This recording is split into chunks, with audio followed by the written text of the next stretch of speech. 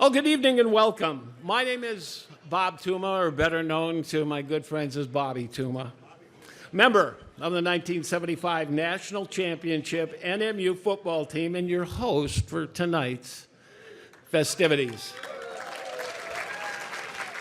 Before I begin my comments, as per NMU's custom, that was pretty good, Randy. That kind of loosened me up. I appreciate that. Should I go off on a I'm on a strict.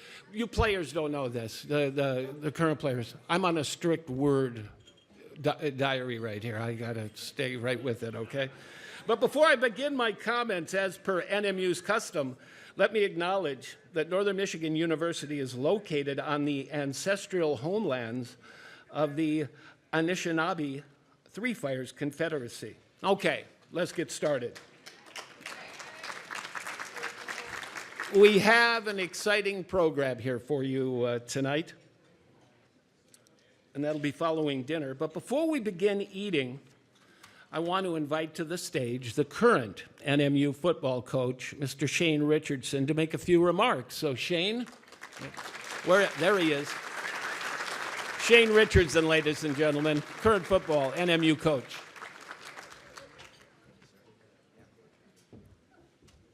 Thank you, Bob.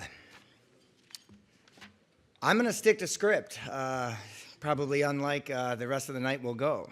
But welcome to this special celebration of Wildcat football.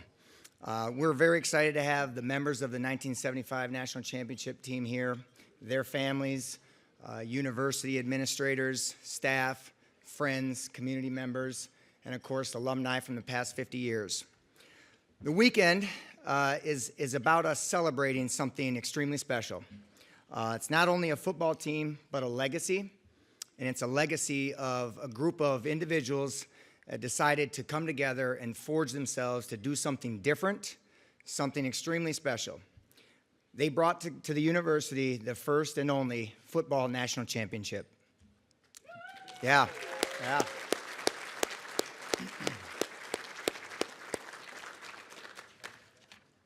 That season was more than wins and trophies, one of the greatest turnarounds in the sports world.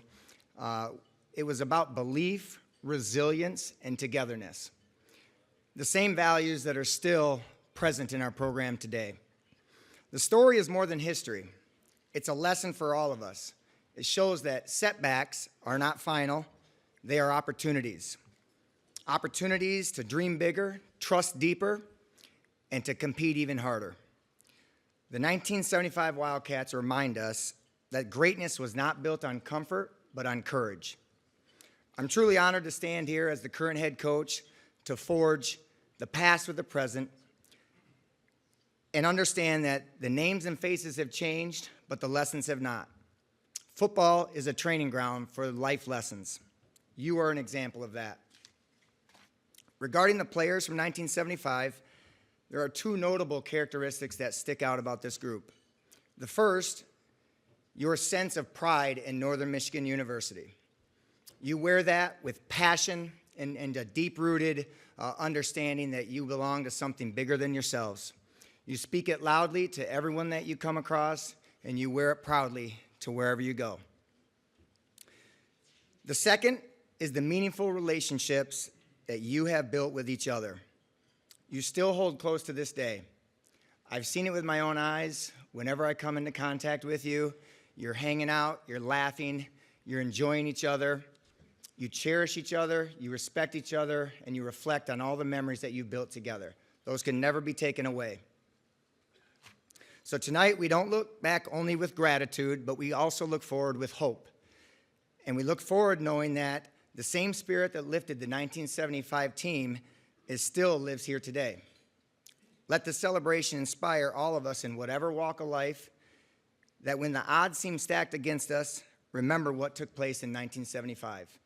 Congratulations and thank you to the 1975 National Championship team. You will always be champions. Enjoy your evening and the rest of the weekend, and as always, it's a great day to be a Wildcat.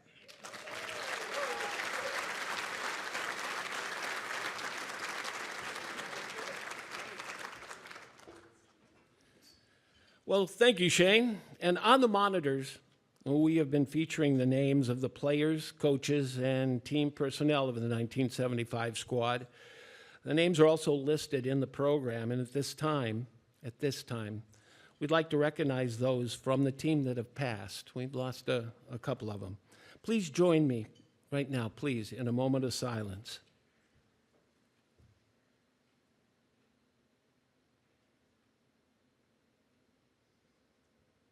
Thank you. I think the numbers there are, well, the members aren't, but the gentlemen that we have lost from our team, we're getting a little bit up in age now, and so, you know, it's, we've lost some of them, some of the players that were very dear to us.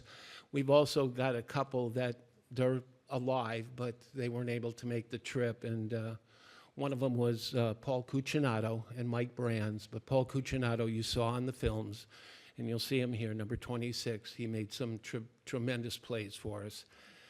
Paul has Huntington's disease, and he usually stays with me when he comes. And I talked to his brother, and he's in a wheelchair, and we can't really even put him on an airplane. So anyway, you've heard Paul Cucinato. Everybody knows the name. And Mike Brands. They're here, but weren't able to be with us tonight. So anyway, before we begin dinner, allow me to make a few introductions of some of our attendees. I want to recognize those in attendance who are members of the NMU Board of Trustees, present and past, as well as the NMU President and Executive Council and the Wildcat Athletic Department Administration. We'll hear from some of these individuals in our program, but for now, we'd like you to all stand and be recognized for the work that you do to support Wildcat football. Would those folks please rise at this time?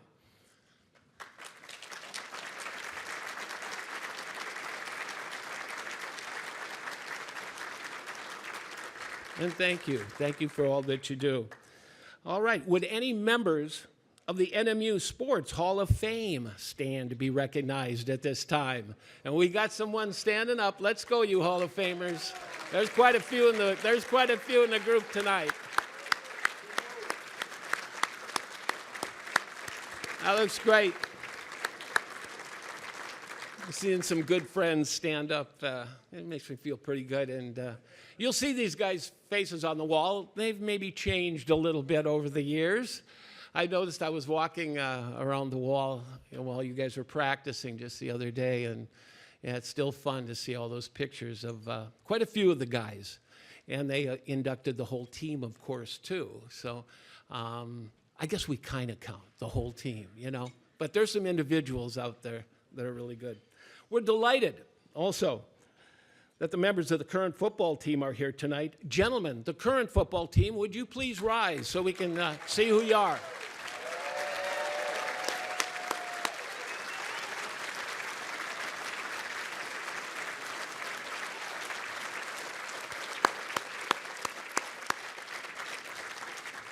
Now, would all former Wildcat football players, coaches, and staff stand so we can welcome you back to campus? All football players, current and past. Let's have everybody up. Let's go.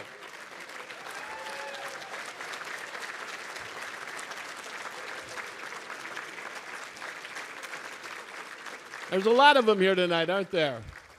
Freddie, did you get up for the Hall of Fame? I didn't see you there. Well, they told me I could tell a few stories tonight when I was up here. But if you were at the panel today, you might have thought maybe Steve and I could go a little bit longer than we should. And when I talked to Kelsey and Kaylee, when we first met, I said, well, she goes, maybe put in a couple little stories about what you guys did that year in 1975, like maybe taking our trip to Folsom Prison or... That wasn't the big deal, though, guys. What we did after that is we went to a wine tasting winery in Northern California, and I'll tell you, a few of the caps on those gallon bottles came off in the back of the bus. I didn't even have that here in the script. We've got a million good. I told Kelsey and Kylie we've got a million of them. But does anybody on the team, the 1975 team, any of you guys, do you remember the shoe thing at Boise State? When they rolled in we had to wear their shoes, and they rolled in that big laundry tub of all used and stinky shoes. Do you remember that, Steve? Maybe I made this story up. I don't know. They had that blue turf. You guys have seen the blue turf out at Boise State, and we played out there. We had to fly out there, and they've got these shoes with just real little rubber dimples on them, and they're all set, ready to go. Their shoes are perfect, and they say, well, we maybe had some metal spikes and some things like that in the shoes we normally wore, and suddenly they said, you guys can't wear those shoes. You got to wear special Boise State shoes, but we'll supply them. Don't worry. They rolled in this, do you remember it, Randy? They rolled in this laundry cart, and these shoes had to have been used for at least the year. And I mean, they've had probably 10 games, 12 games. These things are stinky. The laces are broken. The sides were knocked out of them.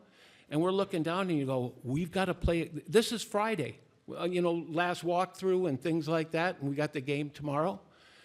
And go, we got to use these shoes. I heard the story that the Golden Wildcat Club actually found out where the shoes were manufactured, got them ordered, got a jet airplane, and brought them down. And I remember the starters, and there were a few good pair in there. I think I got one of the good used pair. The starters, I know a few of the guys had shoes that could be used, but we got the starter. But what a dirty trick, huh? That was the one, and then it says here on the script, it goes, how did the game go, and did you get to keep the shoes? Yeah, we got to keep the shoes, the ones we bought. We took all the torn up, stinky ones and sent them back, but we kept the shoes, and I think everybody in here knows what the result was. It was a 2-point victory over the Boise State Broncos, and it was really cool.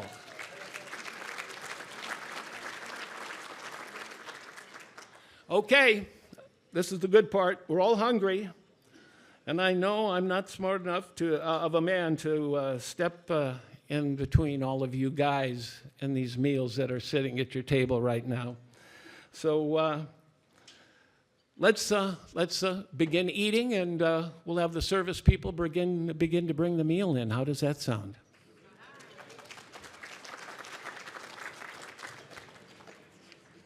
Now, during the meal, if there's anyone at your table that you haven't met yet, I would suggest that, introduce yourself. Now, as I look around here, I think we're going to start to serve the food. Is that right? But introduce yourself if you don't know somebody, something like that. We're all pretty much here for a common reason.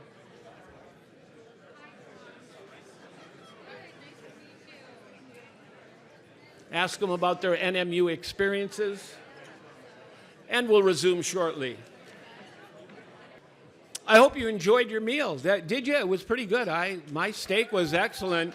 Let's give a round of applause to the dining services staff and that wonderful dinner. It was pretty good.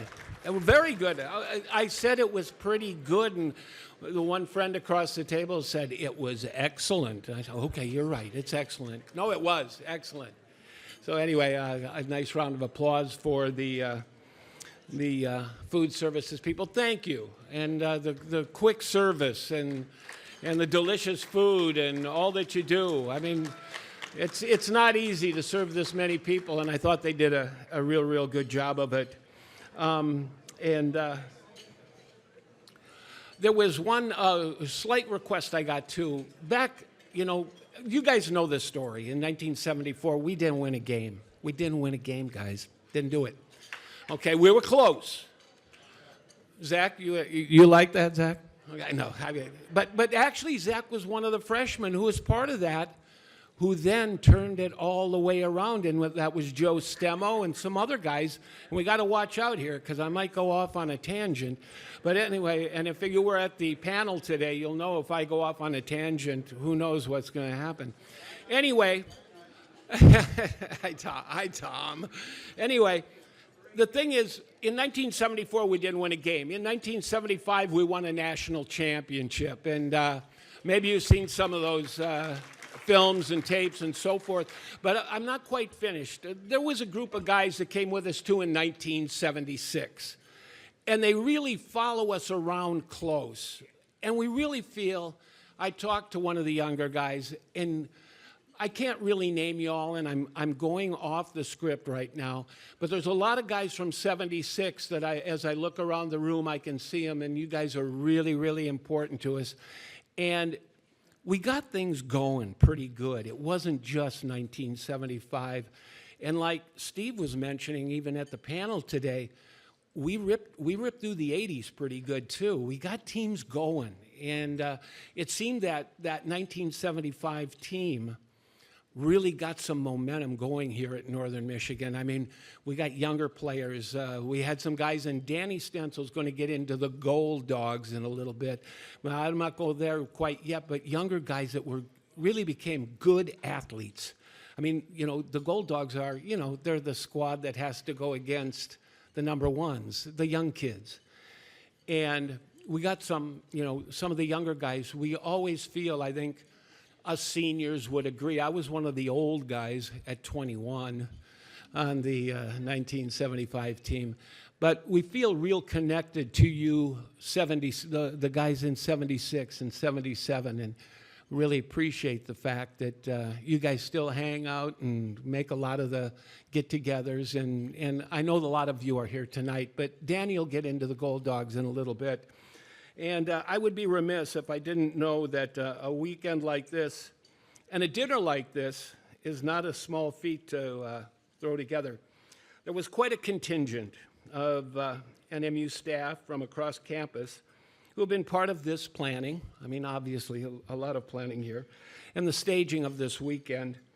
And we want to thank all of you that were involved in this planning and effort. In particular, you'll notice a couple gals have been kind of moving around with this to all these get-togethers and panels and this big dinner tonight. I want to give a special thank you to Kelsey Lynch and to Kylie Bunting from the NMU Alumni Relations Office for the many, many hours of planning and phone calls and meetings that you had to coordinate to make this happen.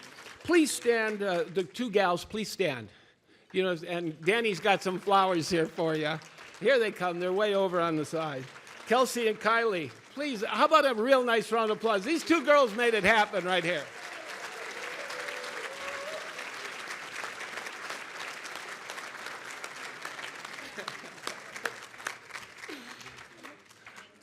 I don't know. These two put it together. There goes there's Kelsey, and there's Kylie. And you know, it's kind of tough when you're 71 years old and you're learning how to do a Zoom call. And I had to do the Zoom. And where I live, I only have one bar, so I have to drive in my car someplace to get 4 bars for the Zoom call. I just think Kelsey thought, and Danny did too, they thought I was nuts. That was like, I'm in my car, and what is it, like Zoom call? And she said, well, can you come up with some stories, you know, to tell about the team? I said, just about every day, wasn't there a story with our football team? Anyway, now to kick off tonight's program, please welcome the chair of the NMU Board of Trustees, Mr. Steve Young.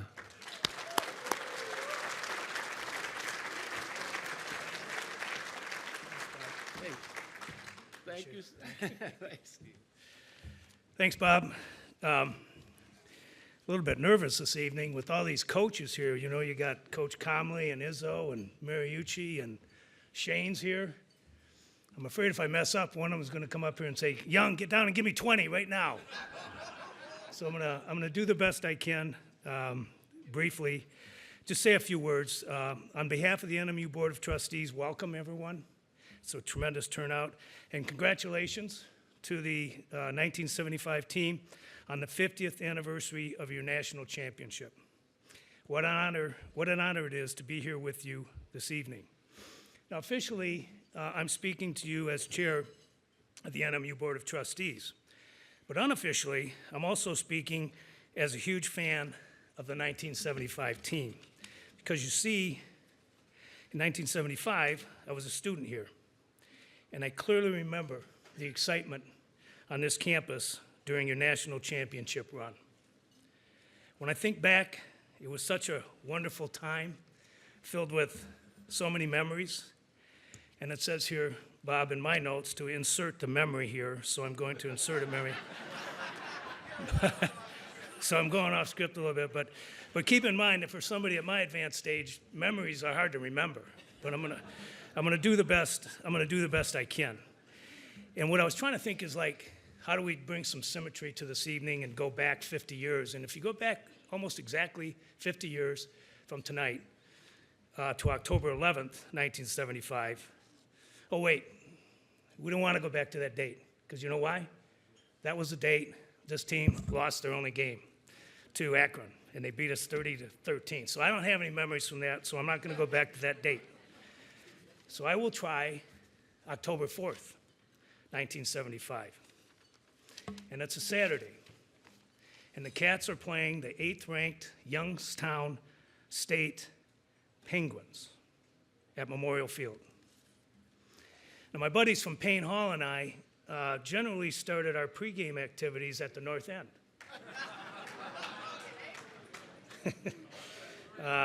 Those that clap know what I'm talking about. And so that was a must-stop for all of us from Payne Hall before and after every home game.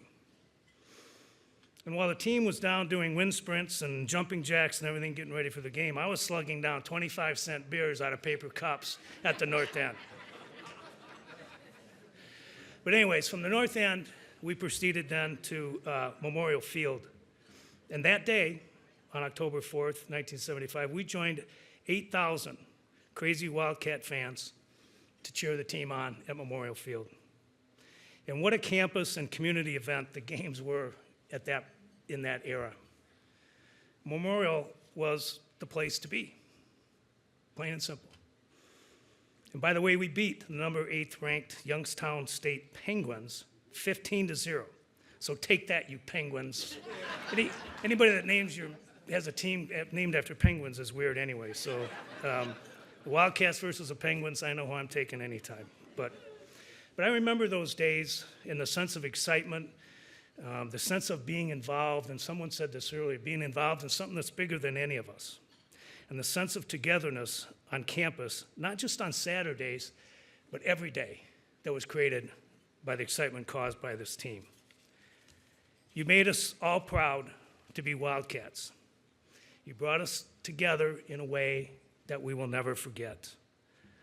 And this team's ongoing commitment to each other, to the Wildcat football program, and to Northern Michigan University demonstrates what makes college athletics so special.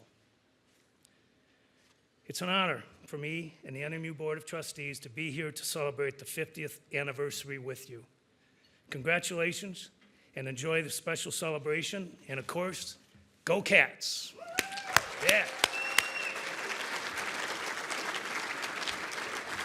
Thanks, Steve. Yeah. And thank you, Steve. And I just have to find my spot here. But I got to tell you something, Steve. Something kind of popped up while you were saying that. We played the 8th-ranked Youngstown Penguins. Their quarterback was Cliff Stout. Okay? They didn't score a point. And earlier today, when we were doing the panel, I wanted to talk about that when I said, hey, Steve, I want to talk about the defense. Yeah, they were the 8th-ranked team in the country. Ron Jaworski was their quarterback just a couple years before, not a couple weeks before. But they had a quarterback named Cliff Stout, who ended up with the Pittsburgh Steelers, and actually he was kind of a big shot when the USFL got started. They're going to take Cliff Stout away from the Steelers and so forth. They didn't score a point that day. So how about a nice round of applause for our defense? And I just thought I would say that, Stevie. The Penguins. They were something else. They were some fantastic. And so a lot of us know the next speaker quite well. He even worked in the athletics department his senior year as a student business manager back in the mid-'80s. In his 37th year here at the campus and serving at the university, he is now serving as the interim president of the entire school and, of course, the entire campus. Please welcome to the podium the NMU president, Mr. Gavin Leach. He was in the class of '85 and '99. Gavin?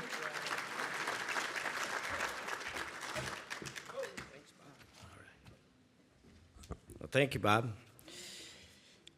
So, good evening, everybody, and welcome to NMU football players, members of the 75 championship team, and Wildcat fans. What a pleasure to be here tonight, and I've been a fan of Wildcat football, Wildcat athletics since I was real young, and I actually grew up across the street from Memorial Field, the practice fields where you guys were all the time. But one thing I do want to say is I was with a lot of you guys last night at Black Rocks, and then earlier today in the Vandeman Arena, and the bond that you guys have is just incredible. It's just a special bond that you don't see everywhere, and the way you guys look out for each other and interact with each other is just something special, and you should be really proud of that, because it is something truly special. And and also thank you, Tom, for taking time out of your recruiting to get here to see Steve tonight. That's your friendship's very special, and everybody can see that, and I appreciate you getting here tonight.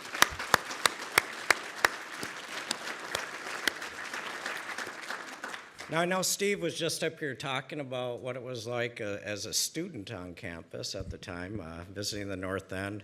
I was a 12-year-old at the time.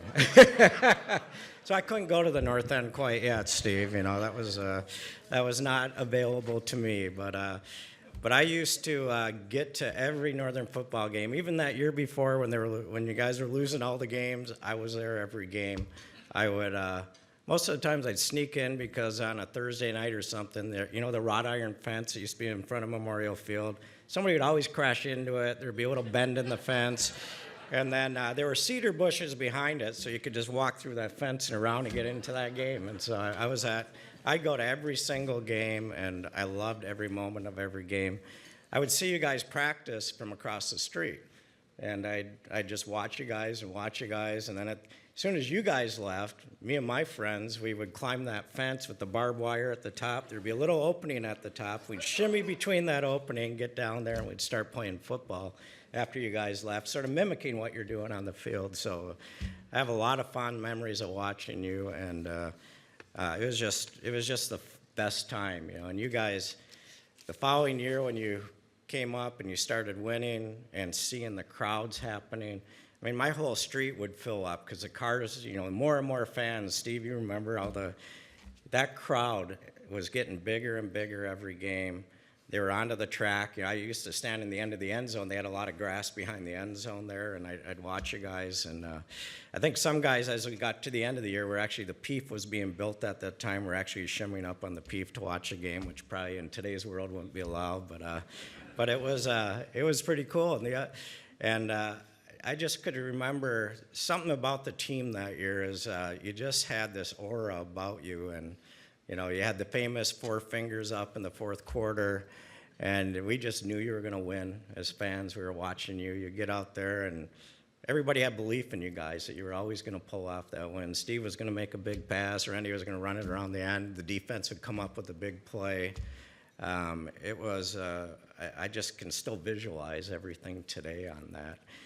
I also have some other memories, and Randy and I were talking about it earlier today, those days were a little wild back then in the 70s. Drinking age was about 18 years old and everything. And the one thing we were talking about is we were saying after Steve would throw in those great touchdowns, the band would be going, everybody would be cheering. And then it would get quiet for a little bit, and all of a sudden you'd hear something clinging onto metal bars, and it would get down to the bottom. You hear the big smash of a pint bottle breaking up at the bottom, and it sort of, all of a sudden you get a big cheer out of that student section, and it was just sort of crazy. And but it was the best of times. It was the crowds would get bigger. The whole community was behind it. Everybody was in their living room watching that championship game. I don't think anybody in Marquette missed that game. It was, you guys made it special. You put Northern on the map in many ways that year. The community was into every game. From my age, younger than my age, all the way to the 60s, 70s, 80s, they were following you guys, and everybody just lived with you throughout that year, and it really made a special mark on Northern, and it's something you can't replicate something like that. I mean, it's just such a great time, and I just appreciate everything you guys did. I appreciate the friendship you guys show each other. I appreciate your constant support for Northern. We all believe in Northern. We all live Northern, and we bleed green and gold. That's a big thing here. And I guess in closing, I just want to say on behalf of our students, faculty, staff, that we appreciate what you guys did for this campus, what you did for Northern, and how you stayed connected to the university through all these years. Spending your time, coming back, supporting the teams, not wavering on your belief in NMU. And I think that's something that forever will be thankful on this campus for you guys doing that. And for all you guys on that 75 team, how do you beat that? That was just an incredible moment. And thank you guys for pulling off that victory, and everybody in this town cheering for you. And once again, just I hope you enjoy the rest of the weekend. I'm sure we'll see you. I know there's events tomorrow at 11, and then we have the football game in the evening, a tailgate before it. Some of you I know are going to be over at the Nickel before the game, or over at the base. Make sure you can make it to the game after you go there. But really, thank you guys. I appreciate all of you. And you guys are really special to the campus, and never be forgotten for that. And hope you have a great weekend, and we'll see you around the rest of the weekend. Thank you. Thanks, Gavin. That was really good. Well, thank you, Gavin. And he snuck away from me there. You're not done yet, Gavin, Mr. President. You can tell here I'm kind of working from a script, and we saw these original scripts about a week ago.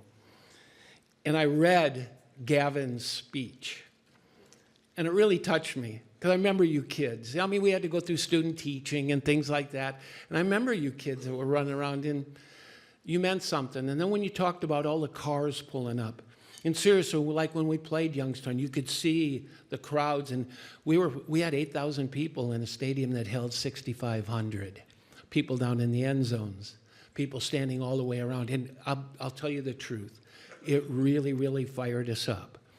But with what you wrote in the script, and I read it, I talked to Kelsey and I talked to Kylie, and I got to get the approval of the 1975 team. But we'd like to make you an honorary member of our football team.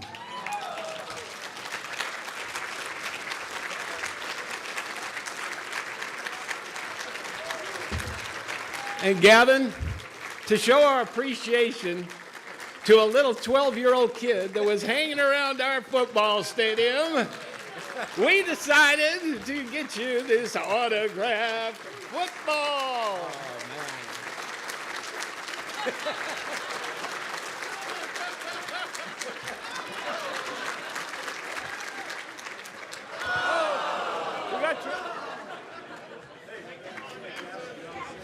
Steve got just a little too much into that one. Got a little excited there.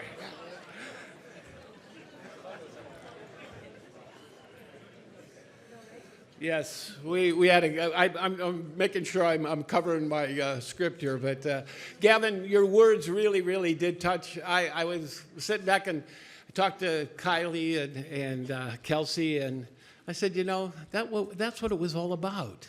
The kids coming, the parents coming, and there's Tommy he's got the Michigan State Spartans in an arena. When they fill it up and when they're cheering, the band's playing, or in our stadium, we could feel it. We come out, you come out about an hour before the game and you warm up and things like that. And then you go in about 15 minutes before, and then you get introduced and you see the stands are full and the band is playing. And you were part of that. And thank you very, very much. 37 years at the school, interim president, and now a member of the football team.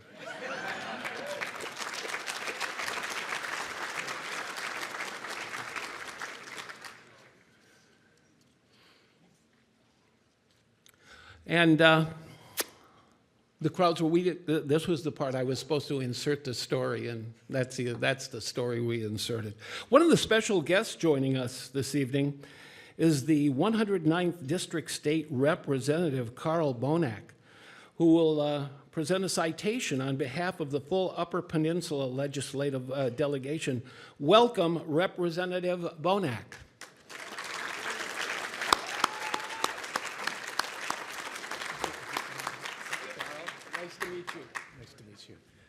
Thank you, Bob. And maybe if you've lived up here for a while, you know that I was the weather guy on TV for many, many years.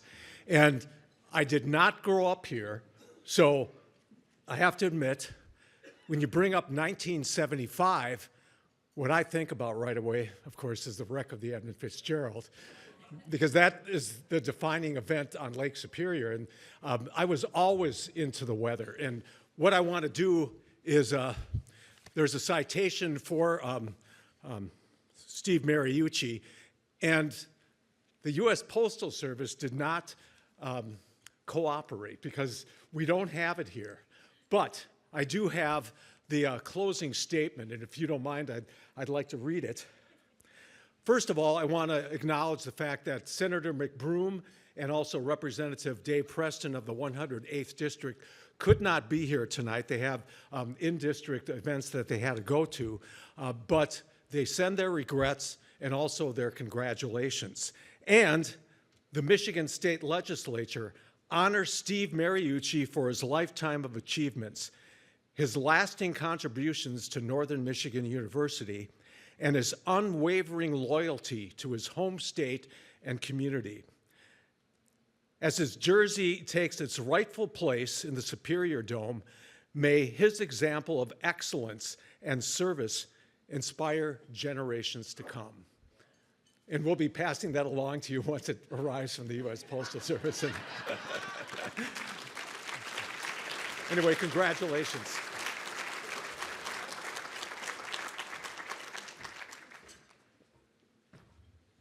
That's kind of nice, huh? It's in the mail. I've heard that before. I'm not going off script, I promise. Thank you, Representative Bonak and the UP delegation, for your recognition of our team and the national championship. We sincerely do appreciate it. Let me see here. Oh, this is going to be an interesting one here. We recently had a chance to catch up with someone who is part of our championship experience, Sports Broadcasting Hall of Famer, Vern Lundquist, who was a play-by-play announcer of ABC's national broadcast of the 1975 Camellia Bowl, and that's what they called that national championship, the Camellia Bowl. And interesting enough, well, some of us were chatting about probably the worst field we played on all year. I mean, this big deal at the Camellia Bowl out in Sacramento, California, and the facilities were not perfect. But anyway, over the years, Mr. Lundquist became friends with several NMU alums in the sports world, including Steve Mariucci and Tommy Izzo right down here. And because of those connections and because of the 1975 Camellia Bowl, was one of his first national broadcasts of a pro or collegiate championship over what would become a storied career. He wanted to send a message for tonight, so here is Mr. Vern Lundquist. I want to tell you how pleased I was when I was asked to share a few comments for tonight's 50th anniversary celebration of Northern Michigan's most improbable win in the national championship game. To go from 0-10 in 1974 to a 13-1 record and a win over Western Kentucky in the Camellia Bowl in 1975 is by its very definition improbable. I was able to speak with quarterback Steve Mariucci back in early September, and he reminded me that no team in any sport had ever gone from winless to a national championship in one season. It never happened in football. It never happened in basketball. It never happened in golf. It never happened in baseball. It never happened in soccer. It never happened in field hockey. And it certainly never happened in bowling. Winless to national title, it's never been done before or since. I'd also like to take a moment to say hello to an old friend of mine who's in the audience tonight. Tom Izzo is a Northern Michigan grad. He was Steve Mariucci's roommate and best friend when they were at NMU. Tom, of course, has earned national prominence. He's in the Basketball Hall of Fame as the head coach at Michigan State since 1995. Over the course of those many years of doing college basketball, I did a dozen or so games at Michigan State at the Breslin Center. And during that time, I got to know not only Tom, but his wife Lupe, his son Stephen, and his daughter Raquel very, very well. And I just want to wish them the best tonight. I'd also like to tell you a little bit about our broadcast team for that 75 Camellia Bowl. Cindy Pavlo was kind enough to send me a link so I could see highlights of that game and refresh my memory. I needed refreshing at my age. Our analyst was Lee Groskup. Lee was an English major at the University of Utah, and as a quarterback, he was the #1 draft pick of the 1959 draft by the New York Giants. When his professional career ended, he went into broadcasting. He and I worked together for a number of years. He later left television sports and became the radio analyst for the University of California radio broadcast team, a position he held for 32 years. Sadly, we lost Lee at the age of 83 in 2020. Our sideline reporter was his 26-year-old graduate of the University of North Carolina named Jim Lampley. Among other highlights in his career, Jim worked 14 Winter and Summer Olympic Games for ABC, but he perhaps earned his most prominence as a 30-year career boxing commentator at HBO Sports. And as for me, I got one of those dreaded phone calls at the end of 1980. We're moving in a different direction. My contract was not renewed. I was lucky. I moved sideways and got a position with CBS Sports, and I had a pretty decent career over 44 years. But this is a night to celebrate this national championship team. So I just want to say to all of you who are gathered here tonight, best wishes, congratulations to all the members of the team who are here, and please, please enjoy the rest of your evening.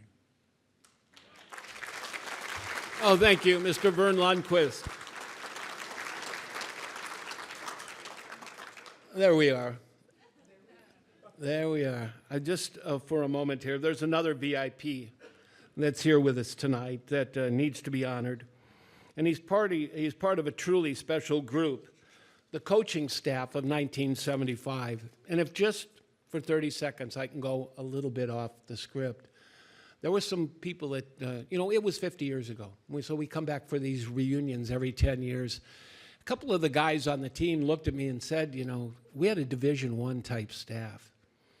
And I didn't really know about that at first. They were our coaches. That's who they were. I mean, I knew Bob Sadik, quarterback for the Minnesota Gophers in the top right there in 1961. Of course, Gil, the head coach, Herb, Buck, and then Joe Ledley, Mike Williams, Coach Billy Rademacher, NMU graduate, New York Jet world champion, and teaching us to play football. And I'll tell you what, he got after us. He really did. And Ron Opper. Those are all the guys there. And it says, without our amazing, talented, and motivating coaches, there would have really been no turnaround for a national champion. 4 of the 5 of these men have passed. We're talking about the main coaches, not the graduate assistants. But in attendance tonight is the most winningest coach in NMU football history, Mr. Herb Grenke. And Herb, would you please wave your hand in recognition? Mr. Herb Grenke.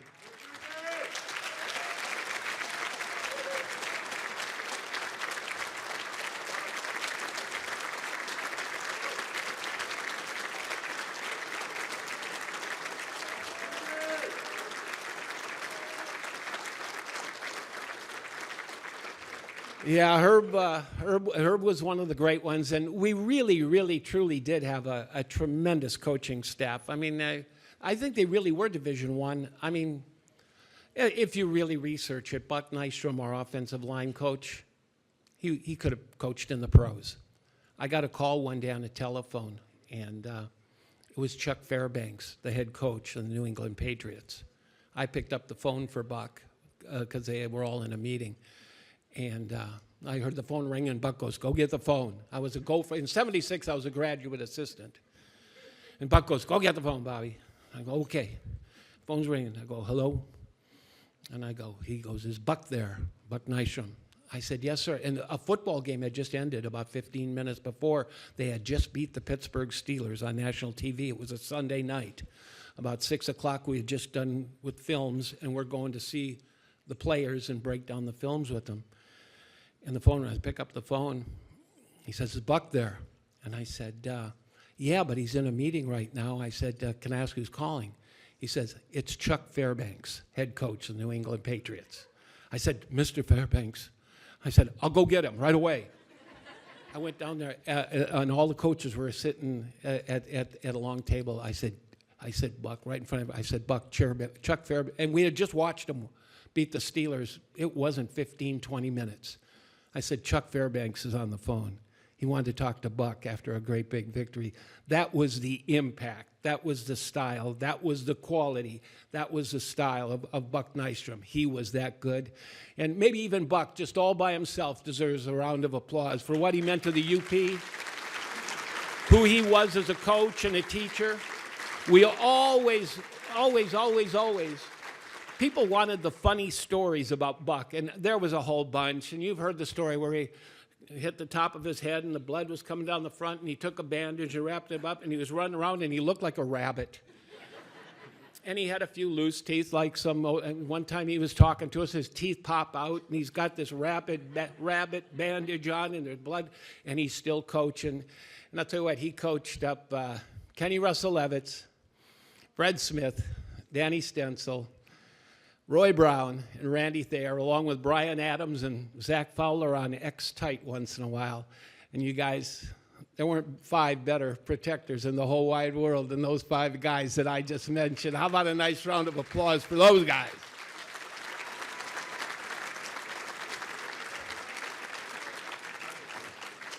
Whoa, Herb's on his way.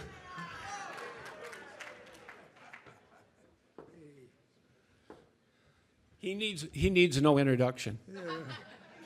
Well, when you said tell a funny story about Buck, I've got a bunch of them, having worked with him so long. But one was shared earlier today. I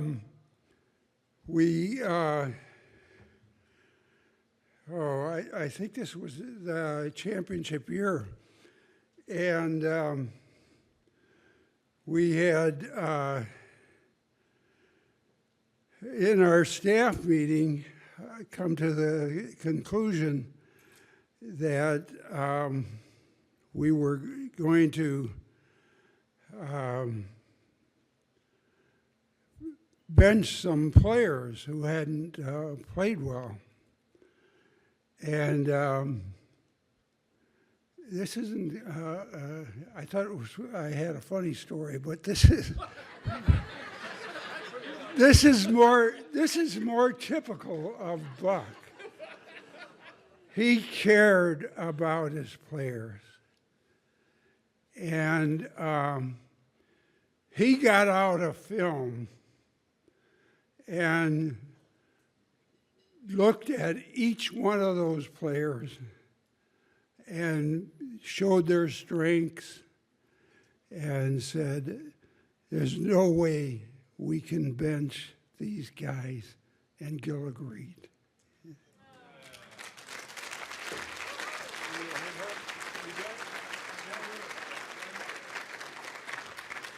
Just a little on top of that, we did break down. We'd play a game on Saturday, then us assistant coaches, grad assistant coaches, and the guys, we would all get together about noon. We'd break down the films until 6 o'clock, and then we'd meet with the players. I can tell you, I was Buck's assistant many, many times. He watched every offensive lineman's first step at least 20 times. It was unbelievable. I'd look at him, I go, Buck. And back then we had film, guys. It was celluloid with the sprockets and the whole thing, and I had this little dirt thing. And Buck back and forth, and back, and I go, Buck, you're gonna melt the film. And he goes, Bobby, just be quiet and just move that lever back and forth. And he goes, look at this first step. And we'd look one, like that, and one. And I go, like that. You see that, Bobby? You see how he came off that? 1, 2. And I was like, this is unbelievable, Buck. But he goes, but you know what? I think that was a secret. You go around and you find a lot of strong guys at health clubs and things like that, and you're looking for football players. You know what Buck looked for, and what really makes a difference as you move up on the levels of playing football, strength is really important, but it's speed. And I'll tell you what, that's what we had. You look at Fred Smith when he used to pull. Look at Roy Brown, feet. Randy Thayer, quick feet. Brian, a good athlete, okay? We had some guys up there that could move. Danny, really good athlete. I remember one time we were playing Western Illinois. It was the year we lost every game, okay? Their nose tackle was over 300 pounds. And I looked at Danny and I said, you know, you're right in front of him, and then you're right in front of me, or I'm right behind you. This guy that's coming in, he's kind of like, he's huge. And I looked at Dad, he says, don't worry, Bob. He goes, the bigger, the better. He goes, I'll cut him up. I go, and I don't remember the guy ever making a tackle or anything. And so, speaking of Danny, here we go. I'm going to invite to the podium, the team's player representative to share with us some memories of the 1974 and 1975 season. He was our starting center for 3 years, and in 1975, he was named first team Kodak All-American. And he claims that's because he took a lot of pictures. That was very humbling of him, but yeah, he said, well, I said, he said, I took a lot of pictures, Bob, and I wrote into Kodak that he didn't really, he won the award, okay?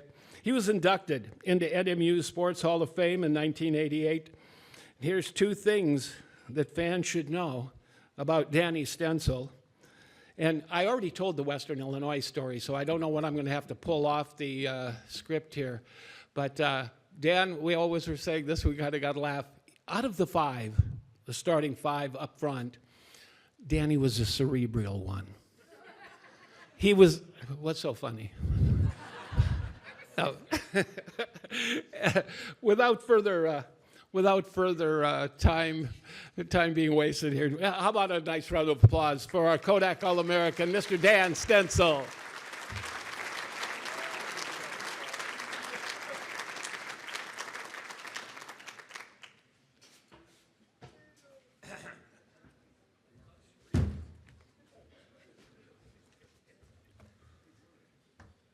How are we?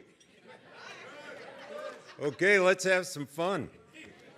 First, I want to personally thank the university and the Marquette community for the great education I got and the athletic experience, because I couldn't think of another way to go out in 1975 as a senior.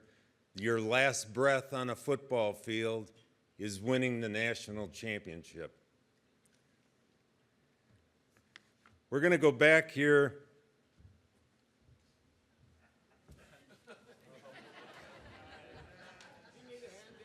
Da, da, da. Yeah, maybe a little help. We're going to the Wayback Machine.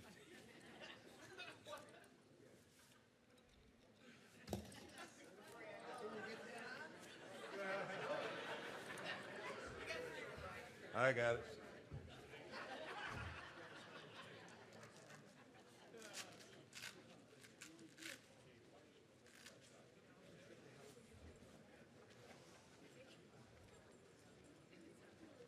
So if this is a little corny, stand with me, please.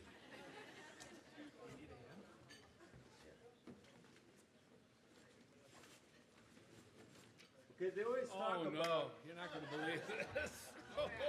they always talk about our uniforms and so on.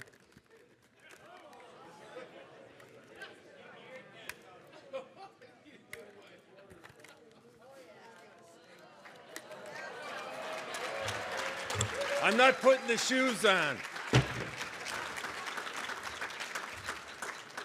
So it's a Wayback Machine going back to December 13th, 1975.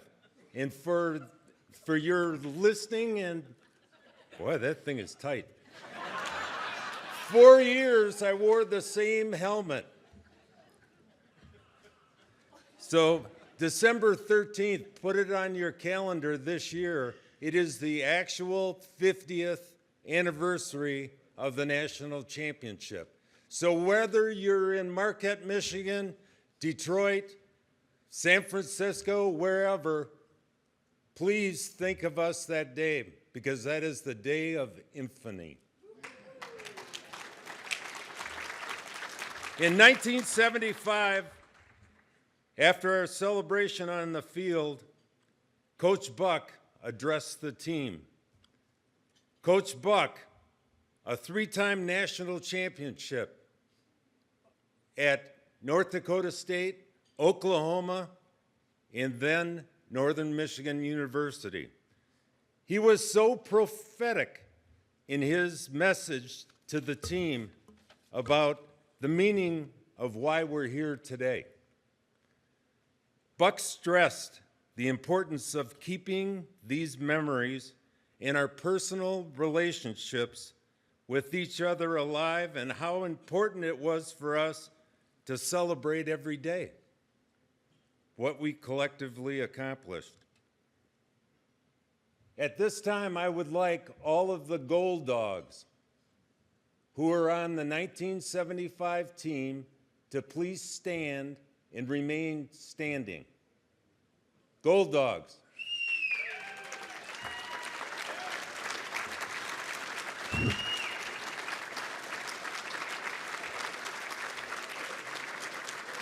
Standing ovation, give it to them.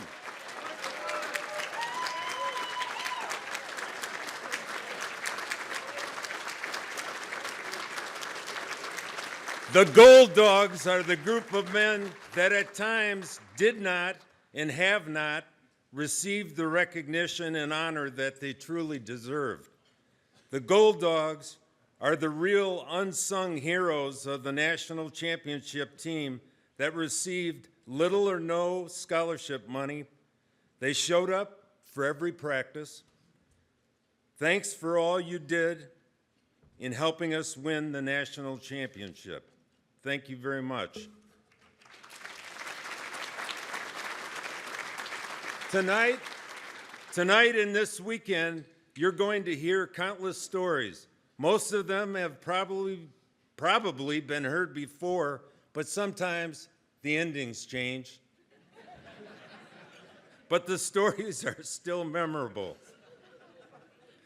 In 1975, practice was like a regular game. From the time we touched the football field, we sprinted. We never stopped. We even lined up in the end zone after each game for our fourth quarter program. Instilling effort, discipline, commitment, enthusiasm, pride, developing a strong spirit of faith in each of us. In this day and age of NIL, name, image, and likeness, we figured out one day that at practice, before practice, that scholarships, like an out-of-state four-year scholarship, at that time was worth $13,000. We figured out that the games, the practice, the workouts, lifting, whatever else, we made about 10 cents an hour. Let me tell you a memorable story. The Wednesday before the Akron game, and you all know that's the game that we lost, a number of us would go to the practice facility, which was under Memorial Field, and we would yuck it up and shoot the shit with trainer Reggie Peters and his staff. That was the only game that we lost, and Kurt Albrecht, Tom Gilbert, and I were the game captains. So blame it on us. Some of us would lift weights. There was that particular day, Kenny Russellevich, God bless his soul, and Ricky Jackson and I were bench pressing, 185 pounds. Ricky Jackson was my spotter. And I don't know what happened next.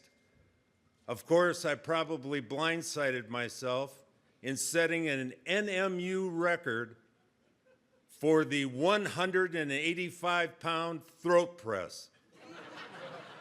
And Mr. President, is the statute of limitations for workers' comp, has it expired?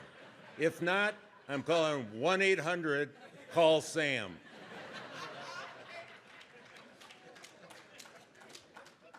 It really did and will take a village to turn a football program around. From the support of the president, the board of trustees, and the staff, the professors, the students, and ultimately the entire community. In closing, I want to share with you some extraordinary wisdom from my mom and dad. They told me, remember, whatever you do in your life is a portrait of who you are as an individual and a team member. Autograph everything you do with excellence. Go Cats!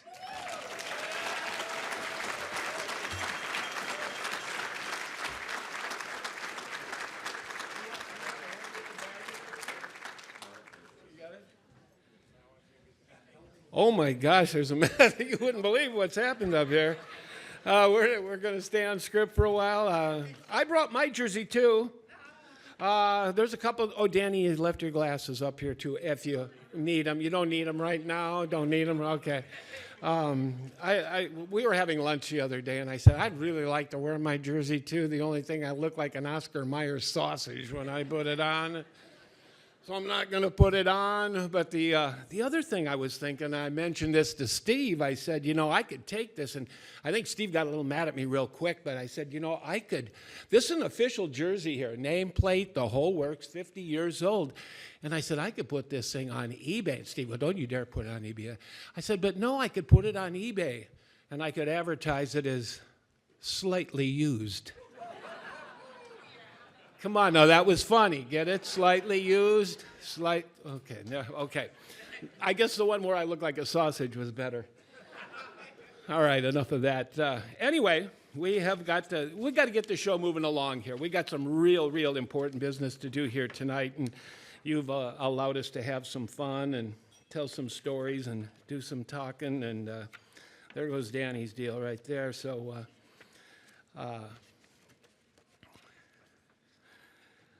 Thank you, Dan.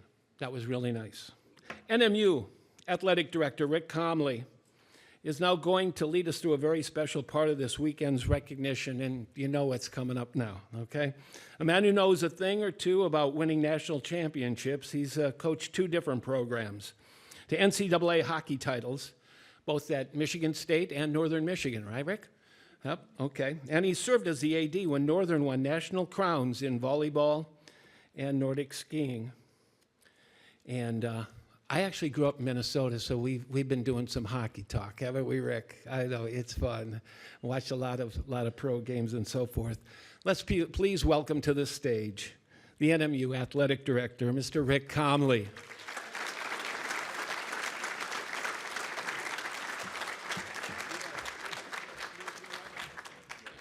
I'm on the right page? Yeah.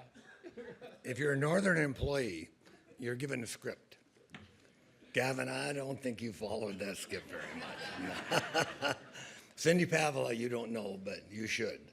Without Cindy, we don't operate. But, you know, I honest to God feel that to my right is Gil Kennelly, and to my left is Tom Peters. Because without those two, there's no athletic program at Northern Michigan. They were special, special people. I always regretted that I could not develop the whistle, because they both had this deep, long whistle. You knew when they were coming, but so many battles that were fought to try to move things forward. So, you know, I miss them dearly, and they would love, and perhaps they are, you know, a part of tonight's activity. So, you know, it's funny, you guys are talking about old and being 71. I think 71 sounds really good. but whatever. So, before I get going too far, though, I want to make sure that I introduce Stephen Izzo, who is an honorary Northern Michigan graduate, and Jer Rosberg, who was a hockey player at Michigan State, a tremendous hockey player. I never got a chance to coach him, you know, but he's here with his dad, which is, you know, makes the whole trip up special. And I don't want to drag on, but it's hard not to talk, you know, so a lot of people prepared a lot for this. My staff is absolutely critical, and they're back at the table in the back room together, Robin, Holly, Dana. You know, very much a part of this. Nothing happens nowadays if you're not surrounded. If you're a head coach, you better have good assistants, or you have no chance. So whatever credit might come my way, believe me, circles right back to that table there. The other thing I think is critical for all of us, you know, and it goes unsaid at times, there's never been a successful head coach without a wife who gets it. You know, mine gets it. Herb, Sandy was right there, you know, and we lost her, we'll miss her. All our sympathies, you know, to you. Because you've got to have that rock. So when you go home, they're the ones that can tell you, chill out. You know, you're home, chill. So let's get back to business. It was really important to me tonight to bring the football team here. Because I'm telling you, they work hard. They work and they prepare. The one thing I don't get about football is they meet to plan a meeting. And then they meet to discuss the plan. Then they have the meeting to discuss practice. Then they practice. Then they meet to discuss practice. Day after day after day. But that's your world, you know, so we go that way. But, you know, I came back 3 years ago now, I guess it was, and I think Northern had fallen behind. That was my impression.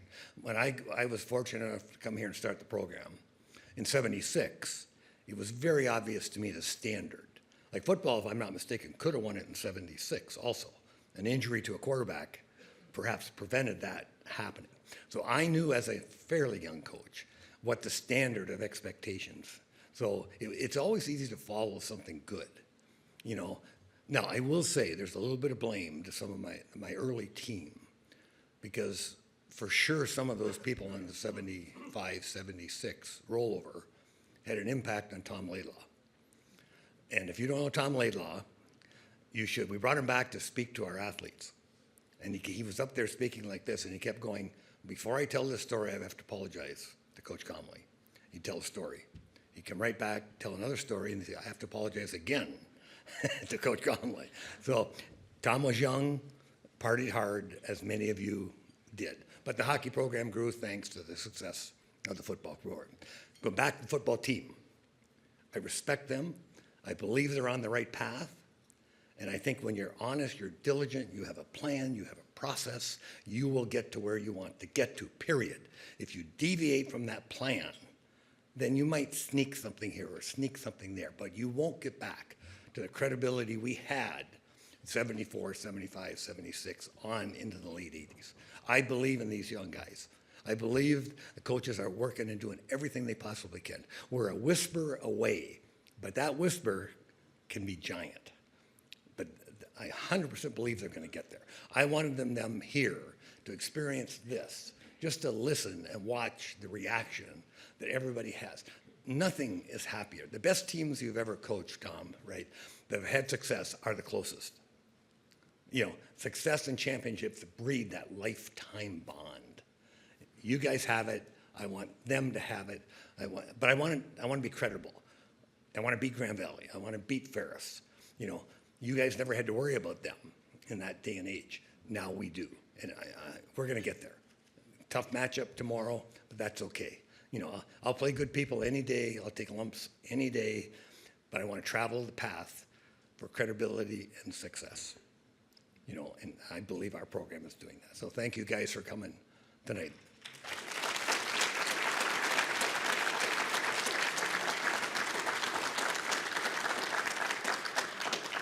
Okay, so Cindy, I'm trying to find the right note here. So anyway, on to tonight's program. Again, 2 events this year just dominate our year. And there are 2 things I thought had to happen. As an athletic director, you always must recognize the proper people at the proper time. We were able to create the magical basketball game in the Dome and come back and recognize Tom at the same time. I knew even before that was finalized, there was one more thing I wanted to happen this year, and this dealt with Steve Mariucci. So that's something that we're going to do here tonight. We don't retire a lot of jerseys. You know, to me, the number is not the important thing going up in the rafter. It's the name. It's the name that means everything. If he wants that number retired, nobody to wear it again, all he's got to do is tell me. If you want somebody to wear it, and you're proud to have your number out there, it'll be out there. But the jersey is going up tomorrow, so it's going to be a fun day at the game.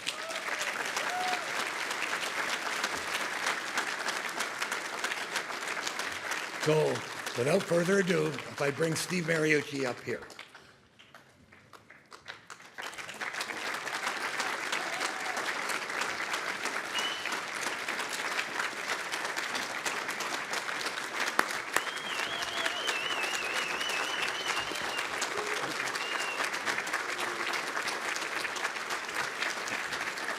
And before we do the actual presentation, I'm going to have his partner in crime, I think, but he's his longtime friend who was so gracious in the middle of an unbelievable recruiting season.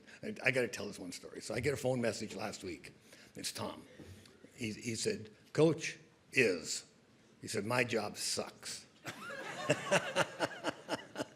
He's been on the road just nonstop, but he wasn't going to miss this year. So Tom, if you would come up and say a few words and be part of this.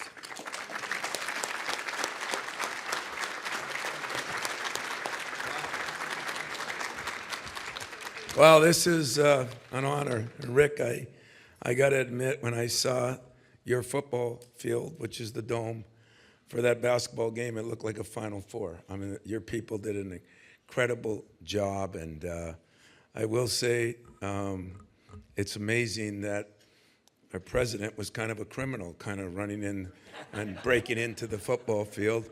But I want you to know that your basketball coach, basketball player that's now a coach, did the same thing. You know, Steve and I used to sit in the trailer that we lived in, and I used to have to go through all the you know, whatever they ran.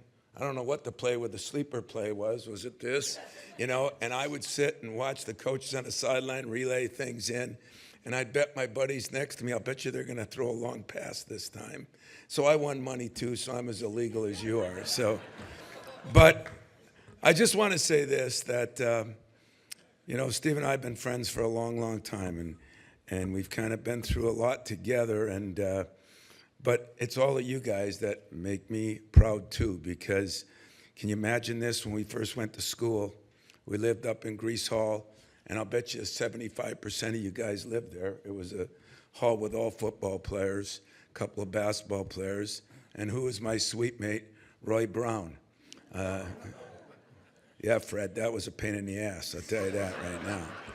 But Roy was from Kingsford, and we were from Iron Mountain. That's like Michigan, Michigan State. That's like Duke, Carolina, you know, Ohio State, Michigan. It's the rivalries, you know, of high school. And Roy, you know, sharing a bathroom and a shower with him was a treat.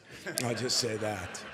But I loved Roy, and that's from my love. You know, I loved football my whole life. And as I look at some of these pictures, you know, Buck helped me get the job at Michigan State as a graduate assistant. My first year I went down there, I lived with Bill Rademacher. I'm a trivia question, believe it or not, that there's only one basketball coach in the history of the world that 2 roommates ended up head coaches in the NFL. Jerry Rosberg was an interim coach, and of course, Steve and the job he did.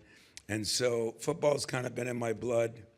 I wasn't quite a gold dog, but I did go out. Me and Solani got our ass kicked every day for one spring. And the only claim to fame I had, Buck was our coach in the spring game and went to scout and gave a big speech to us the night before. And Mariucci and Fowler were on the other team, and we kicked your butt. You know? So I'm 1-0 in football, the way I look at it. But you know, I thank Rick for what he did for me and what he's done for our university. And Diane, thank you too. But I do want to say a couple things about Steve. You all talked about the Youngstown game and this and that. The 2 greatest games I was involved with watching were when we went down to Central Michigan and beat them down there, and I took a carload of guys. But when we played them here, there was not 8,000. Where's Tuma? Where is he? Where's Bobby? Yeah. You thought 8,000 was good? We had 16,000 in that game, so I don't know where in the hell you were, but that was a real football game. And it felt like you were in every major school in the country to see that. It was incredible. And the joy you brought to all of us was something. And I think, Steve, you know, our paths have been completely different. You know, and I get a lot of credit because I stayed in it. And yet, without him, I'm never sure I would be where I am for this reason. I've been scared to make a lot of moves. Seriously. I've had chances to move places, both professional and college. And I just was kind of a guy that just I was going to hang tight. And when he left, when I was an assistant here and he left, he kind of paved his path. And maybe it, you know, was completely different than mine, but he had more courage than I did. I was afraid to make all those moves. I was afraid to go into pro ball. I just never felt like, you know, I could do that. And when I watch what he's accomplished, it's not only that he's at every Final Four I'm at, he's there for me through wins and losses. Ironically, last year, in the same kind of set, I didn't surprise him to trick anybody. I told Rick, I told his wife, I didn't know if I could make it. We're supposed to have a big kid in this weekend, and he changed weekends. And on Thursday, Joe, my pilot's here, and he found a way to get me up here tonight. And I didn't try to skip it, because I wanted to be there. But last year, I had a game against Indiana at home, to break Bobby Knight's record of the most wins in the history of the Big Ten. And I came walking out on the floor before the game, nervous as hell, and who was on my bench but Steve? And he had come in, and that's what friends do. Friends are there for you through the good times and the bad times. And I will say this about football. There is no greater sport of camaraderie. And I will say this to the football players that are here from Northern Michigan. They were 0-10 and won a national championship. I look at our team last year. I thought it was one of the most talented teams I've had in my 30 years there. And we won the league by 3 games more than any team I've ever had. It wasn't coaching. It was what Rick said. It was chemistry and camaraderie. So I hope you guys find that because it's powerful. And these guys were so close. I was always jealous. And Steve was the leader, but I tell you, there were some nights when Steve would come home and after a game and he'd be talking to me and he said, yeah, Roy and Fred, man, they came back in that huddle and they threatened my life. I said, you were the quarterback of their team. Yeah, I know. He goes, I was scared to death in my huddles. The huddles were worse than the games, you know? So Steve, you've done a lot for Northern Michigan. You've done a lot for people. You've done a lot for me. You have an incredible wife in Gail.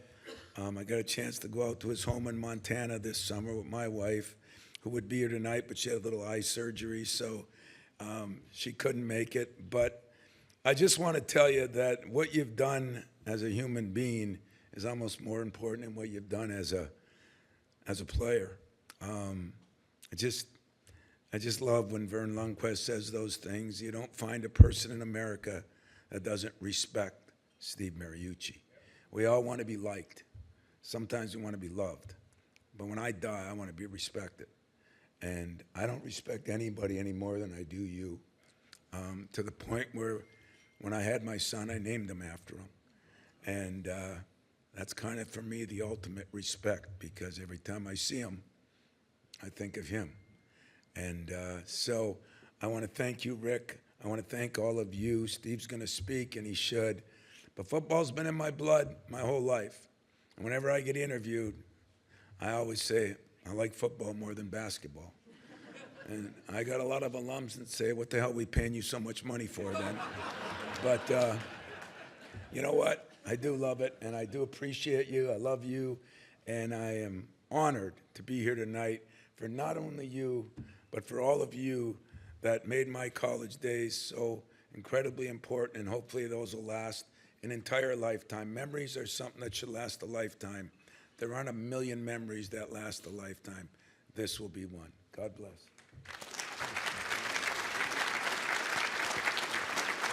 You guys want to hold that up? Yeah.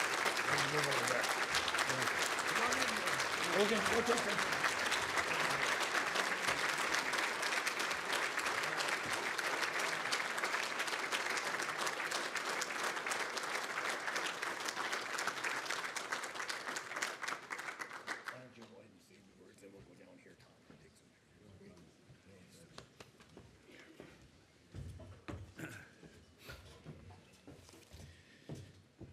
So Izzo called me after practice today, after his practice, and said, hey, just got out of practice. Give me a call later on tonight and let me know how it goes. And I absolutely didn't think he was coming.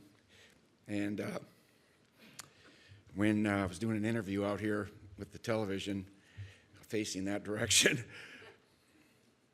right in mid-sentence, I stopped, and here comes Izzo walking down the parking lot here. And there was about 20 or 30 seconds of silence and some tears. I figured you'd come. Yeah, I figured I'd take a bullet for that guy. You know,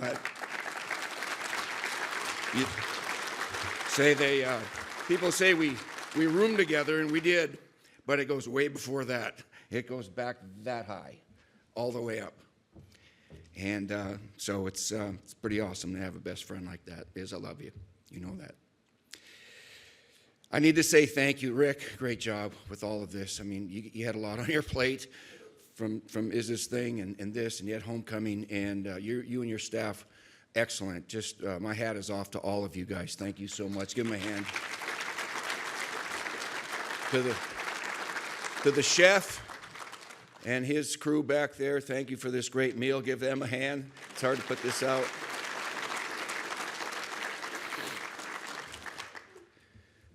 It's awesome that you guys are at this banquet tonight. Don't you have bed check tonight or what? Huh? We're here for you. You know that, right? You guys, we're here for you. We know what you're going through. Been there, done that. Okay? Wish you all the best. We're here to support you guys. Bobby Tuma, pretty damn good job for an MC, all right? Give him a hand. There's a couple of people I want to recognize real quick, okay? We talk a lot about our coaches, none better than the guys that we had. Herb Grenke, we love you so much. Thank you so much for being here and at the panel today. You were terrific. And Buck and Coach Krieger and Billy and Bob Sadek. Izzo and I also had a heck of a coach in high school. That's why we wanted to be coaches, because we had such great mentors growing up. Our parents and our coaches were who we wanted to be like. Gordy LeDuc, our basketball coach, is here. Gordy, where are you?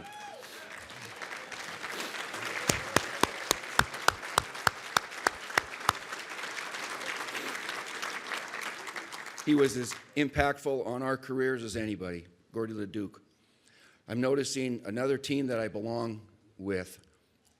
The Beacon House has 3 tables here. The Beacon House, I know people in town know what that is, but thank you so much for coming, and thank you so much you're one of the finest teams I've ever seen.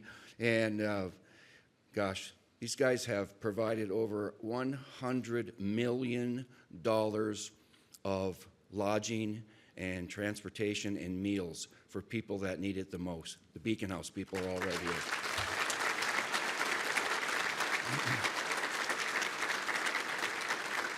Please know that the production crew from Los Angeles, Hollywood, is here. They're in the back 40 over here. This is the production crew for Northern Boys. If you want to learn more about that, tomorrow, after we show the game, they are going to have a panel discussion on how it's going. Jack Hearn has headed this whole thing up. He's been working on it for years. It's going to happen, people. There's going to be a heck of a movie about this greatest story never told. Did Skip Ponder, he gave you that, right? Skip Ponder, the greatest story never told. That's right. So they're here, so give them a warm welcome, okay?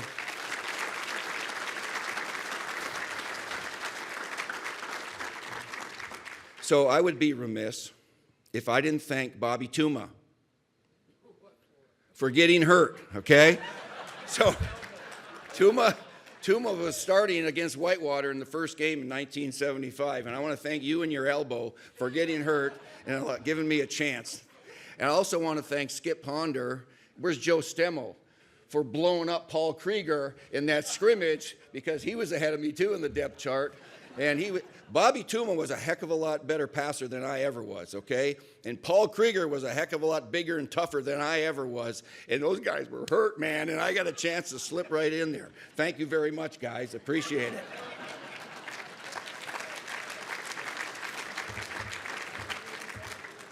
There's the 73 class, okay? Now, Fred Smith, I'm putting you in the class. I know you came a semester before that, but there were only about, 7 or 8 of us that survived. And there might have been 80 or 100. I don't know how many freshmen we had. That was ridiculous. It shoved guys in lockers. But the freshmen that stuck it out, the Roy Browns, the Maurice Mitchells, the Kenny Ruzelevitz, Donnie Erickson, Freddie Smith, Randy Thayer, where's Greg Branham? We had guys that were in that locker room and refused to say enough's enough.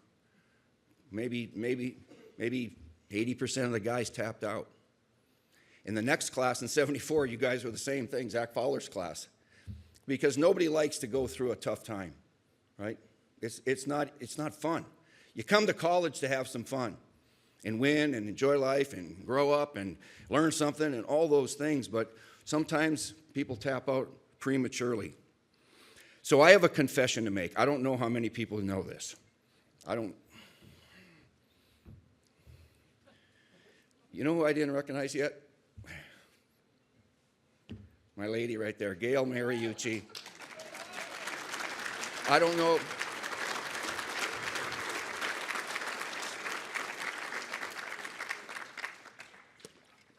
I don't even know if she knows this. I left Northern Michigan University after coaching for Billy Rademacher, and I went to Cal State Fullerton. So I was a 24-year-old young coach, and this girl was a 22-year-old student. And I started dating her, and it was usually frowned upon in this establishment, but the head coach said it was okay, and 5 kids later and 7 grandkids later, and she's still sitting here, and I love you very much, and thank you so much for being with me.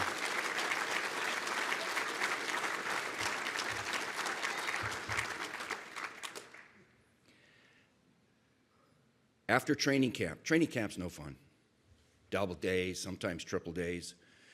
I called home and I said to my folks, I don't like football anymore. And they went, what? Yeah, can you come and get me? I want to come home. This is about right at the end of training camp, my freshman year. And I was like 7th in line, and we had Mike Hrapsky, and we might had John Rittmeyer, and Eddie Lester was a freshman who started that year. And I said, I don't like football anymore. I'm not having fun. I can't play. I'm not good enough. I need to come home right now. And my parents were not soft, but my mom sent my dad up and said, all right, go talk to him right now. And I had my bags packed. I was sitting on the curb at Grease Hall. That's where our training camp was. I was ready to go. And I couldn't wait to get out of there. And did I ever tell you this? Oh, I did.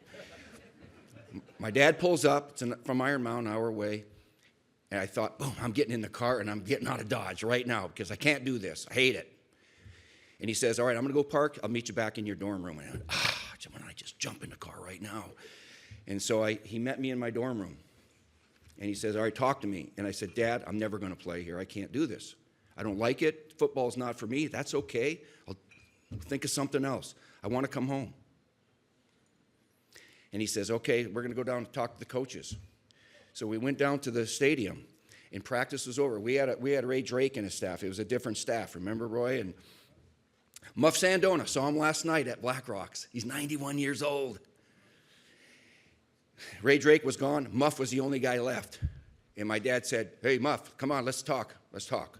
And we sat down, and I told Muff Sandona, Coach Sandona, I'm never going to play here. I don't think I like football anymore. We're doing bull in the ring with quarterbacks. I had Reggie Bearfield and Andy Andre and Jim Ratchie and those guys doing bull in the rings. I'm a quarterback. I have a red jersey on. What are we doing?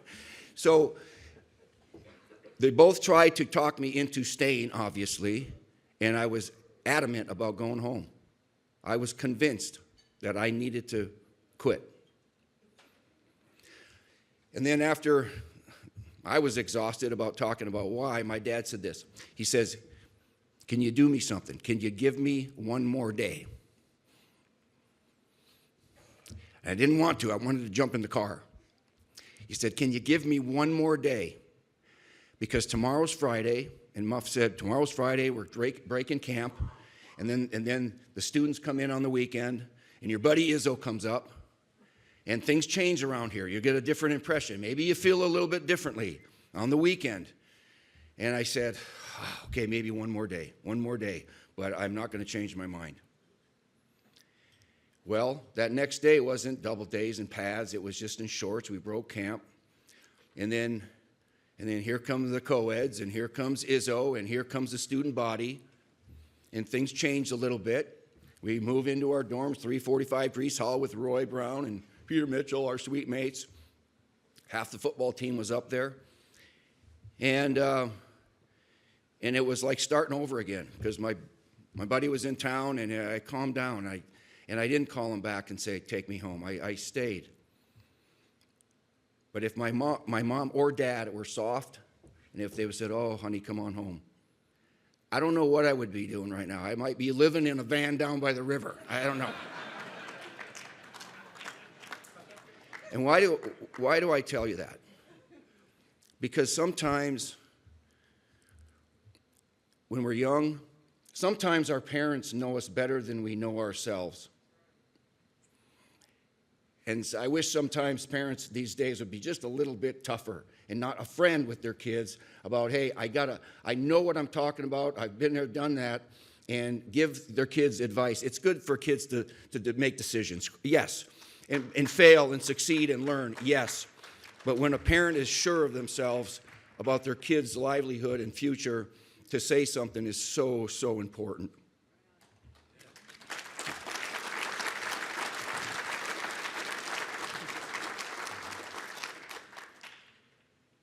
It was a lesson that I learned. That's what's so great about football or hockey or basketball, the team sports, right? There's so many life lessons that we learn that you don't get from singles tennis. And one of the things we learn did bode well for us in our future, because you know what? You don't quit when it's tough, when you're exhausted, or when you're emotional. That's not a time to quit. I learned that it's time to fight through it somehow, get through it somehow. We all have to do that as athletes and as teams. And this team went through 0-10. You think that was fun? That was hard. Every guy in that team somehow learned that lesson. All the guys that are sitting here learned that lesson, that you just can't give up because it's hard. A lot of guys did quit. Most of them quit. But the guys that are still sitting here, somewhere along the line from their parents or their coach, learned that suck it up, get through it, and it's going to be okay. Izzo has a saying with his team, tough times never last, but tough people do. So, current team, listen to that. You might be in a tough time, but are you a tough person? Are you a tough person? Get through it, work through it, get out of it, and come out the other side. And I thank God every night that I had parents that said, think about this again and make the right decision, because you love football. We know it. We know it. We saw you growing up with it, with a smile on your face. You're not going to quit after 3 weeks of tough times, right? And we all learned that. Do you realize that going through that tough time and getting into the championship season, you heard Vern Lundquist, it's never been done. He mentioned it's never been done in college and bowling and all these others. It's never been done in the pros either. It's just flat never been done. And that's ridiculous. In men's or women's or NAIA, or that's why they're here, going to make a movie out of this. When something is done once in this world, like you go to the moon and walk on it, you make a movie, right? Well, we're going to make a movie of this thing because it's only been done once. It's right here.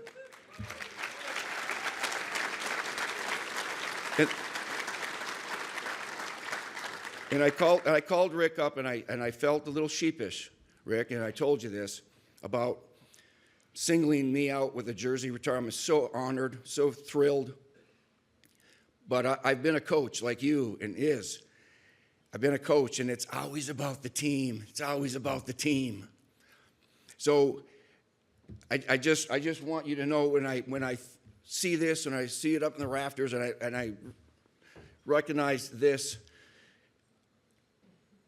in my heart, it's not about Steve Mariucci. It's about the team and what the team accomplished. It always will be. That never changes in a team sport, because having teammates like you guys that fought through it all, stuck together, crazy guys from everywhere, I mean, it's unbelievable. You know, and the thing about it is, people ask, how'd you do it? How'd you go from winless to win the national championship? Well, there's no one reason. There's a million little things. It's like, how do you have a good marriage? It's a million little things, right? But it starts off with Gil Krieger, who added Buck to the offense and really to the whole team, right? And then adding guys to the defense, like a Keith Ponder from Phoenix Junior College and Mark Fragel from Michigan State transfer in, and guys from Eastern and Central, Moslamani and Doc Sala and Mike Berry and Arden Olson. He was playing, he quit, and he didn't quit, he retired. We got him back, and now he's playing again. New guys, 7 new guys on defense. So that, plus the guys that came back with resilience, the guys that stay. Where's Randy Thayer? Because he stole that sign. It's in his garage. It said, those who stay will be champions. Where are you? Those who stay will be champions.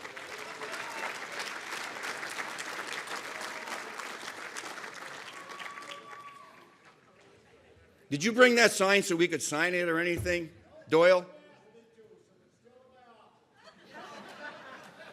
University of Michigan had that. They got it from us. You know that, right? Yeah. So anyway, so that's where I stand right now. I'm thrilled. I'm thrilled that this jersey will be displayed to represent this team, and that's what it's going to do. It's going to represent every one of you guys on every ounce of energy that we ever expended in that turf room. We're doing a panel discussion today in the Vandament. Well, that's the turf room to me, okay? That's where it was brutally awful to be in there, okay? And that's why I got a lot of guys quit. And but you know what? I guess hard work pays off sometimes, doesn't it? And so I couldn't be more thrilled to have these teammates, parents that I had, and I know they're watching right now smiling, saying, glad you didn't come home with me, all right? Because I don't even know if I wanted to come back to school. So it's funny how those little decisions can affect your life, huh? Sometimes parents need to inject their knowledge.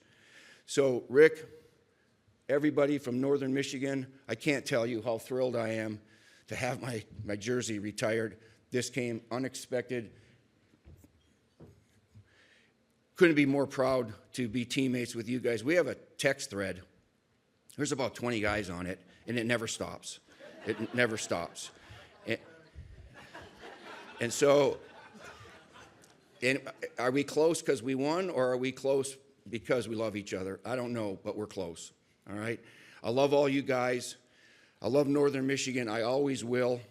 I can't believe you came up, man. I love you too. And we'll see you tomorrow. Come on out, watch the game if you can at 11 o'clock. And then they're going to have the panel discussion about this Northern Boys movie. Let's get it done, okay? And then we're going to go cheer on the Northern Michigan Wildcats against Grand Valley State. Thank you very much, everybody. Love you guys.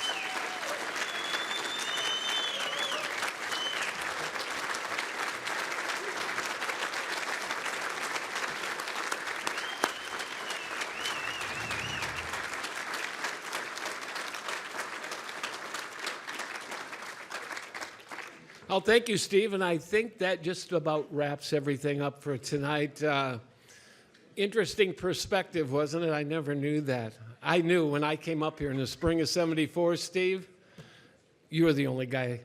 It was my job to lose. You were the only guy on campus that was going to beat me out, and you did, all right? So congratulations. You definitely deserve it. You definitely deserve it with what you've done on the collegiate level. Cal Bears, 49ers, Lions.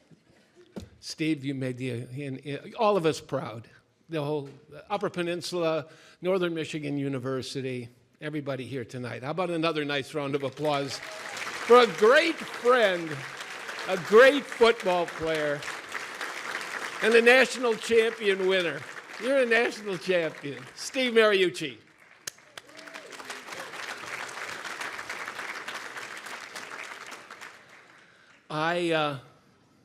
I guess we're going to retire his jersey tomorrow, and everything I think has been said so far. I'd like to thank Steve for meeting him tonight, and Rick, Kevin. I'm not up here all the time, and meeting Rick Comley was really a treat, and Steve Young and Gavin, I hope you enjoy your football. I hope you've had a good night. I guess we do have a big day tomorrow. Steve kind of summed it up, and that kind of wraps it up for tonight. And like they say, it's always a great day to be a Wildcat. Thank you very, very much for having me and all of us here tonight. Thank you.